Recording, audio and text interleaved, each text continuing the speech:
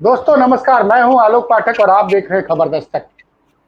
अखिलेश यादव ने 2 दिन पहले प्रेस कॉन्फ्रेंस करके बड़ी नाराजगी जताई थी और उन्होंने खुलकर बताया कि टोटी चोरी जो शब्द उनके लिए इस्तेमाल किया गया था कि वो जब सरकारी आवास खाली करके अपने आवास में गए थे तो सरकारी आवास से उनके ऊपर आरोप लगाया गया था कि वो टोटियां तक निकाल के ले गए थे। और उस प्रेस कॉन्फ्रेंस में के पहले वो बार-बार कहते थे एक वरिष्ठ आईएएस अधिकारी की इसमें भूमिका है, लेकिन उस दिन उन्होंने बोला कि इस वरिष्ठ अधिकारी का नाम आईएएस अवनीश अवस्थी था। इस आदमी ने मीडिया को बोला कि मैंने वहां से टोटियां निकाली थी और इस बात के लिए उन्होंने एक नेशनल अखबार, राष्ट्रीय अखबार का जिक्र किया कि अखबार ने स्टिंग ऑपरेशन किया था जिसमें ये नाम सामने आया था, अवनीश अवस्थी का नाम सामने आया था और योगी आदित्यनाथ के पहले कार्यकाल में उनके ओएसडी रहे अभिषेक कौशिक का नाम आया था।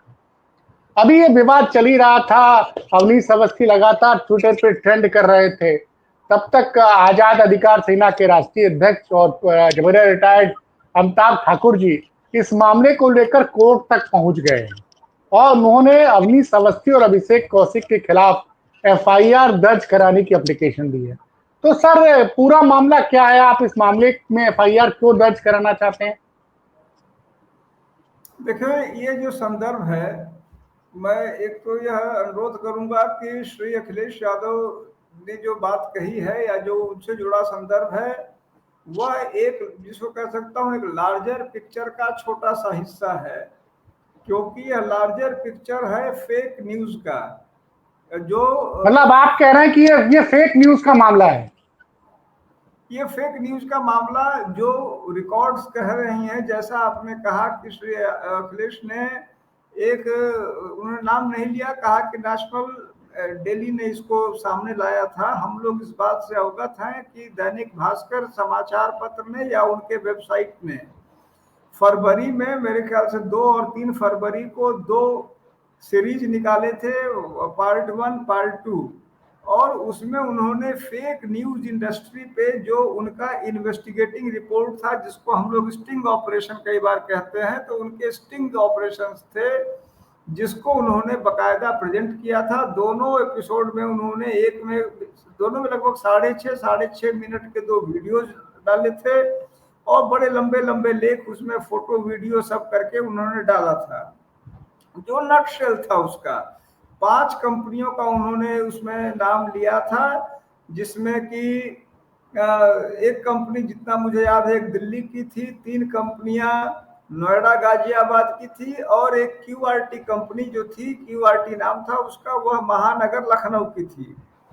और इन कंपनियों का जो मुख्य काम इन्होंने स्वीकार किया था अब उस बातचीत के क्रम में, उसमें यह था कि यह फेक न्यूज इंडस्ट्री का काम करती हैं। जो उन्होंने रेट्स भी दिए थे, बल्कि कि जो आपको आजकल क्या बोलते हैं डीप डीप फेक वीडियो, उसको बनाने का रेट, डीप फेक या जो आपको कहते हैं कि फर्जी फोटोग्राफ्स बनाने का रेट, प्रोग्राम्स चलाने का रेट। किसी एक ने, मुझे याद है, उसने कहा कि 2 करोड़ रुपए, चूंकि जो ये लोग बने थे, ये लोग लोजपा यानी जो इनकी पार्टी है श्री चिराग पासवान की पार्टी, उसके मेंबर बन के बिहार में कैंपेन चलाने के नाम पे गए थे। तो 2 करोड़ रुपए की मांग उनमें से एक कंपनी ने की थी 6 महीने के लिए।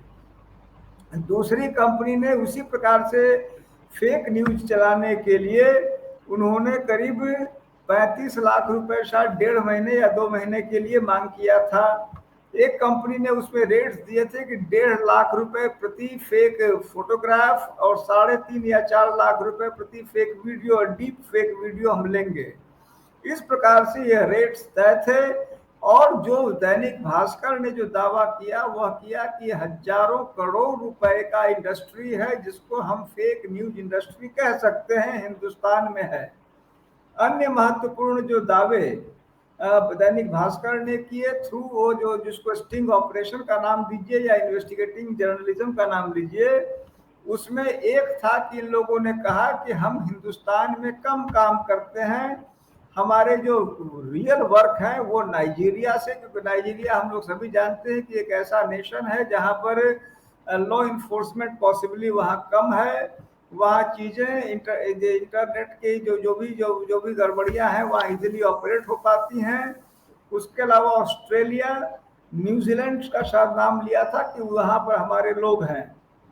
एक और महत्वपूर्ण दावा इन लोगों ने किया था, अलग अलग लोगों ने, लगभग कॉमन दावा था कि हम लोग इसमें, जैसे कि एक तो कहा था कि 100-200 रुपए हम स्टूडेंट्स को देते हैं कि वो बैठ के हमारे लिए, जिसको हम लोग 2 रुपल्ली आजकल कहते हैं, कि ये 2 रुपल्ली शब्द आजकल लोकप्रिय हो गया है कि 2 रुपए प्रति ट्वीट या प्रति लाइक, जिसको कहते हैं कि आईटी वाले देते हैं और सब एक दूसरे को गरियाते हैं कि तुम 2 रुपल्ली हो, तुम 2 रुपल्ली हो। तो इन्होंने कहा था कि हम अपने लोगों को 100 रुपए देते हैं, 100 रुपए उन्होंने कहा स्टूडेंट्स को देते हैं, और वो हमारे लिए काम करने पर उनको 100 रुपए मिल रहा है, चाय पानी के लिए मिल गया करते रहते हैं। दूसरा उन्होंने कहा था कि हम 5,000 से 10,000 रुपए अनएम्प्लॉयड या सेमी एम्प्लॉयड लोगों को देते हैं, गांव के लोगों को दे दिए, वो हमारे लिए काम करते हैं। कुल मिला के ये पूरा ताना बाना जो है वह उसमें वो इन्वेस्टिगेटिंग जर्नलिज्म का जो वर्क था वो भास्कर ने किया। उसमें जो रेलेवेंस का जो लखनऊ से जुड़ा हुआ है, क्योंकि एक बड़ा लंबा चौड़ा कारोबार है, लखनऊ से जुड़ा हुआ जो क्यूआरटी कंपनी है, उसके आगे भी कुछ नाम लिखा पर सम क्यूआरटी कंपनी उसका नाम है, जिसका महानगर का एड्रेस दिया था, एड्रेस भी बड़ा स्पष्ट अंकित था। उसने 3 के लिए मुख्य रूप से स्वीकार किया था। पहला उसने कहा था कि श्री राहुल गांधी को पप्पू बनाने वाले मामले को लेके उनको मिला था। नंबर 2 उन्होंने कहा था कि श्रीमती सोनिया गांधी का रिलेशनशिप है करके, और श्रीमती सोनिया गांधी का एक किसी राजनयिक के गोदी में बैठ के फोटो करके एक वायरल किया गया था, ऐसा उसमें दिखाया था, वो फोटो भी इसमें दिखाया था। वह कहीं और बैठी थी, उसी को उस तरह लाके जो है, जिसको वो फर्जी फोटोग्राफ है वो लगाया था। और तीसरा यह जो था, जिसको टोटी कांड कहिए, टोटी प्रकरण कहिए, वो था। तो यह तो वह बैकग्राउंड है जो दैनिक भास्कर ने कवर किया था। वह जो मेरी मूल शिकायत उस दैनिक भास्कर के वह इन्वेस्टिगेटिंग जर्नलिज्म के आधार पर जो सामने लाए तथ्यों पर है, जो कि मैं कह सकता हूं प्रथम दृष्टया बहुत ही ऑथोरिटेटिव दिखता है। उसमें क्या नाम है इनका, श्री अवस्थी का नाम नहीं लिया गया था, लेकिन श्री अभिषेक कौशिक का नाम उसमें लिया गया था, और उनको उसमें LLB बीए और पता नहीं क्या क्या डिग्रियों के साथ उनके बारे में उनका यह कहा गया था कि वो श्री अभिषेक कौशिक हमारे पास आए थे, उन्होंने यह करवाया था। और यह भी उस भले आदमी ने जो क्यूआरटी वाले हैं, उसका नाम श्री मनोज या कुछ था, उन्होंने स्वीकार किया कि उन्होंने जो स्वीकार किया, अभी तो मैटर ऑफ इन्वेस्टिगेशन है, कि ऐसा कभी कुछ नहीं हुआ, कोई टोटी कांड नहीं था, ये सब जो है ये complete act of imagination of fiction था, और हम लोगों ने प्लान किया और ये हिट हो गया, ऐसा उन्होंने कहा था। तो अभी मेरे पास कोई रीजन नहीं है उनको डिसबिलीव करने का। श्री अखिलेश यादव लगातार यह कहते रहे हैं कि यह फर्जी आरोप है। अभी जो एक लेटर बीच में, तो मुझे ऐसा जहां तक याद है, वो कई बार आईएएस अफसर कहते रहे थे, और कुछ लोगों ने श्री मृत्युंजय कुमार जो मुख्यमंत्री के सचिव थे, एक बार उनका नाम भी कुछ लोगों ने, संभवतः श्री अखिलेश यादव ने तो नहीं कहा था, लेकिन कुछ अखबार वालों ने श्री मृत्युंजय कुमार का नाम लिया था, इतना मुझे याद है, मेरे पास उसकी शायद रिकॉर्ड भी है कि इन्होंने उनको इंगित किया। लेकिन अभी जो है विगत दिनों, जैसा जैसा आप कह रहे हैं, श्री अखिलेश यादव ने स्पष्ट रूप से खुल के श्री अवनीश अवस्थी का नाम लिया, और उन्होंने उसके साथ अभिषेक कौशिक जी का नाम लिया, जिनके साथ उन्होंने एक, जो मैं कहूंगा कि वो कौन सा डस्टबिन और इस तरह का जो एक, जिसको सिमिली कहते हैं अंग्रेजी में, हिंदी में जिसको कहते हैं, एक मैं कहूंगा कि थोड़ा व्यंग्यात्मक किस्म की तुलना भी उन्होंने की कि एक बड़ा डस्टबिन के बराबर है। वैसे तो मैं खुद ही छोटे हाइट का हूँ, तो मुझे तो खुदे लगता है कि मैं डस्टबिन के बराबर हूँ, लेकिन जो कुछ भी है, तो उन्होंने वो ये कहा कि वो उनके लिए, मिस्टर कौशिक के लिए, और एक श्री अखिलेश श्री अवनीश अवस्थी के लिए। देखिए ये पूरा ताना बाना है, तो मैंने इसमें केवल श्री अखिलेश यादव से जुड़ा टोटी प्रकरण नहीं कहा है, ये जो हजारों करोड़ का जो फर्जी आपको यह जो कांड बता, जो फेक न्यूज इंडस्ट्री कहा जा रहा है, जिसमें एक अच्छा खासा वर्क किया भास्कर ने, लेकिन इस पर कोई कार्रवाई नहीं हो पाई, उसको लेके FIR की मांग की है। और चूंकि महानगर इलाका भी उसमें आता है। तो अब मैंने इंस्पेक्टर महानगर को पत्र भेजा जाए, आप जैसा आप अवगत हैं, सहमत हैं कि उन्होंने इसको नजरअंदाज किया। मैंने पुलिस कमिश्नर को भेजा। अभी मैं कोर्ट नहीं गया हूं, लेकिन अगर कोई कार्रवाई नहीं होती है तो मैं इस मामले को लेकर कोर्ट में जाऊंगा। तो इसमें आपने अवनीश अवस्थी का इसमें कोई नाम नहीं लिया?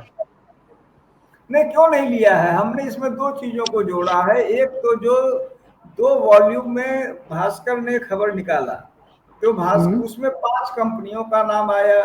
उन 5 हम्म। कंपनियों का पता भी दिया भास्कर ने। तो वह जो भी है वह पूरी तरह भास्कर पर आधारित है, भास्कर के उस इन्वेस्टिगेटिंग जर्नलिज्म पर आधारित है, उनके वीडियो पे, उनके ऑडियो पे। ऑडियो भी उन्होंने रिलीज किया, वीडियो रिलीज किया, फोटोग्राफ्स रिलीज किए, जिसको हम लोग क्राइम में बोलते हैं मोडस ऑपरेंडी, रिलीज किया, सब रिलीज किया।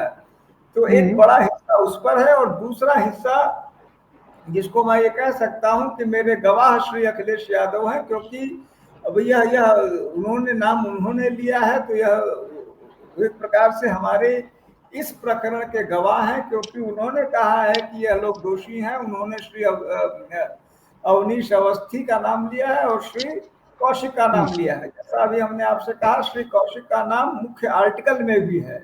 भास्कर का जो आर्टिकल है उसमें श्री अभिषेक कौशिक का नाम है, उनका फोटोग्राफ भी है।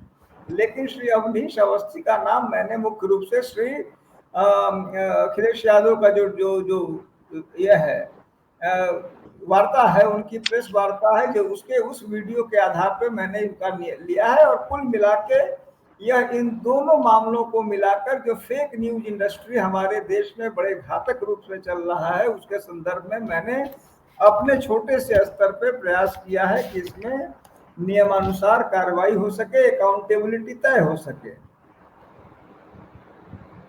अच्छा, ये तो मामला अभी आपने कोर्ट में एप्लीकेशन दी है, और था मतलब आप अभी अभी कमिश्नर के पास एप्लीकेशन दी, अभी आप कोर्ट नहीं गए हैं? आपने नहीं, पहले अभी थाने में हाँ, आपने मैंने पहले पहले थाने तो उसके बाद आप कमिश्नर के यहाँ गए हैं। अगर कमिश्नर के यहाँ से अगर इस आपकी एप्लीकेशन पे एफआईआर दर्ज नहीं होगी, तब आप कोर्ट का रास्ता तय करेंगे? निश्चित रूप से, क्योंकि जो नियम है उसी का पालन किया जाता है। अच्छा सर, एक मामला और हुआ है, चूंकि आप तो खुद भी काफी पढ़े लिखे हैं, आईटी के पढ़े हुए हैं, उसके बाद आपने आईएम से एमबीए भी किया है। एक आदेश आया है आज लखनऊ में। योगी आदित्यनाथ ने एक आदेश जारी किया है। उसकी पृष्ठभूमि में यह था कि एक लखनऊ में आपके आईआईटी के पास आउट स्टूडेंट रहे हैं, कानपुर आईआईटी के पंकज अग्रवाल और पूजा अग्रवाल, एक प्राइवेट यूनिवर्सिटी चलाते हैं, रामसिंह यूनिवर्सिटी। उनके यहाँ बवाल हुआ और कुछ छात्रों की पिटाई की गई, ईपी के छात्रों की, पुलिस के द्वारा।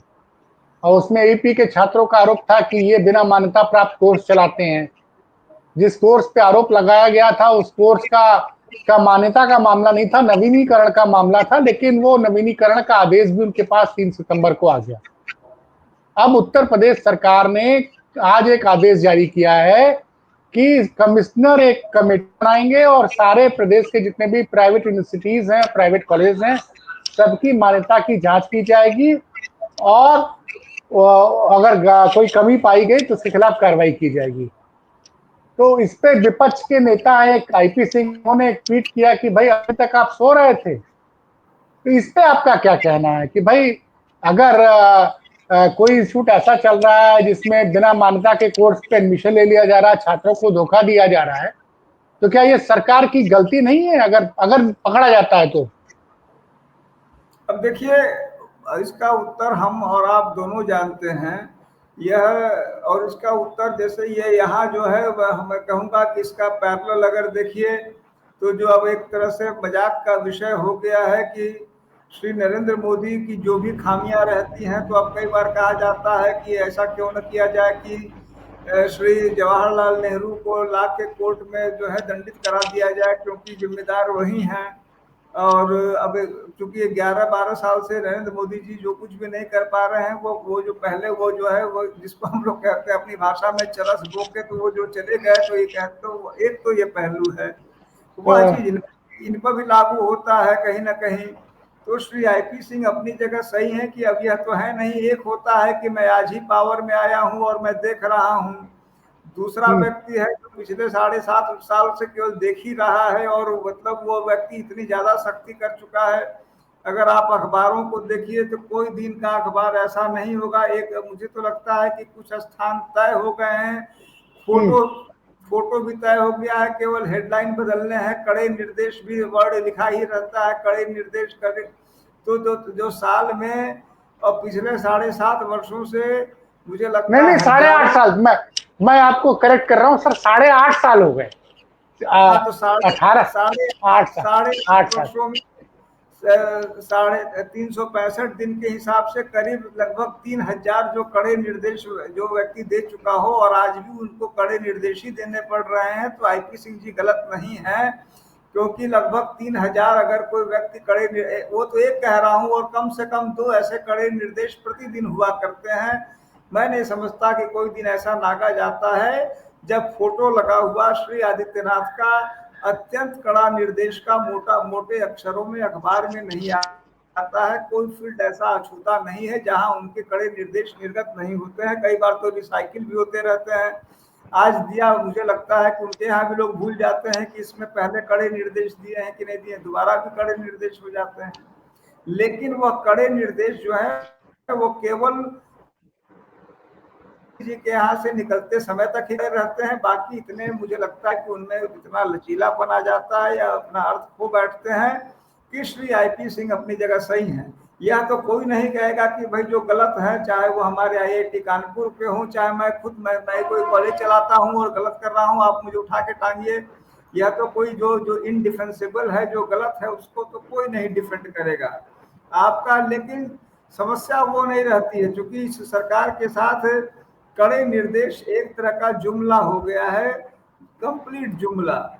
कहीं भी कुछ होगा, हिंसा होगी तब कड़े निर्देश, नहीं होगी तब कड़े निर्देश, आईजीआरएस होगा तब कड़े निर्देश, फला होगा तब कड़े निर्देश। दिन भर कड़े निर्देश कितने कड़े हैं हम सभी जान रहे हैं। तो इस मामले में भी, लेकिन इसमें एक और एडेड फैक्टर है जो आप भी जानते हैं, हम भी जानते हैं कि ये इतना सरल नहीं है जो अभी हो रहा है। इसकी पृष्ठभूमि है, पृष्ठभूमि यह है कि अखिल भारतीय विद्यार्थी परिषद वाला जो मामला है, आप और हम जानते हैं कि कहानी वहां शुरू हो रही है। इन ऑल सर्टेनिटी उनको खुश करने के लिए उनके जो उन्होंने जो है पूरे प्रदेश में पहली बार संभवतः, मैं समझता हूं कि जो 8.5 साल आपने कहा, जो मैं गलती से 7.5 कह रहा था, आजकल तो उस पर भी एफआईआर कर देते हैं कि आपने 8.5 को 7.5 कैसे कह दिया, भ्रम फैला रहे हैं। आपने हमारा 1 साल ही गायब कर दिया, जैसे कि 1 साल हम ही गायब कर देंगे।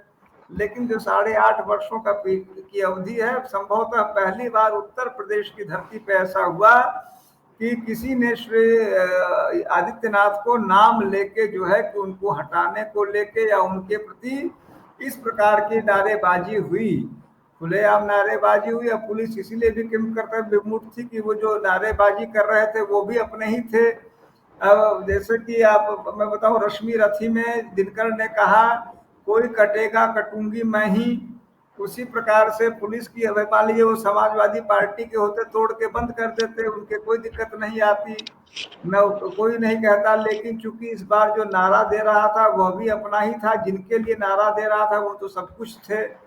तो इस समस्या में नारेबाजियां इस बार हुई, उनका वीडियो भी वायरल हुआ तमाम जगहों पे। तो मुझे लग रहा है कि ये जो कड़े निर्देश हैं जिस पर आईपी सिंह जी ने वाजिब रूप से टिप्पणी की है और सही टिप्पणी की है, वह कोई निर्लिप्त भाव से दिया गया कड़ा निर्देश नहीं दिखता है मुझे। वह एक प्रकार से मतलब जैसे आफ्टर थॉट की तरह दिखता है कि उनको उनको खुश करना है, अंग्रेजी शब्द प्लेकेट करना जिसको बोलते हैं, उनको उनको शांत करना दिखता है। इसके प्रति कोई, इसमें कोई सीरियसनेस, क्योंकि इनके किसी भी निर्देश में प्रथम दृष्टया अब मुझे स्थापित हो गया है कि श्री आदित्यनाथ के निर्देशों में कोई सीरियसनेस नहीं होता है। वो चूंकि मीडिया इनके हाथ में है तो इसीलिए ऐसा लगता रहता है कि बड़ा ही कड़ा मामला है। लेकिन हम सभी जानते हैं कि भ्रष्टाचार चरम पे है, इसमें भी कुछ नहीं होगा ऐसा मुझे लगता है। अगर कुछ हो जाएगा, भाई होना भी चाहिए, अगर फर्जी कॉलेज चल रहे हैं कार्रवाई हो, लेकिन आप करते कुछ नहीं, आप केवल कड़े निर्देश देते हैं और कड़े निर्देश देते हैं।